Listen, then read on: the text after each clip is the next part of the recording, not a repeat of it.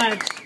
This is thrilling, and I know everyone wants to cut that darn ribbon, so I'm not really going to say much, other than to thank Ming for making my other wish come true, which is serving the Papazian. I want you all to enjoy this in the future. It's pastrami with coleslaw and Russian. Yay! And just to thank this amazing community, because, I mean, look at this day. This has happened repeatedly in this whole 3 years. We've had rainbows twice coming out of the site. And we have the sun shining in December. And we've had a lot of tragedy, but we've had so much good fortune.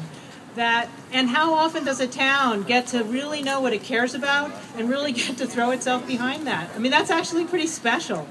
So, thank you to this incredible town, and, we deserve this. This is awesome.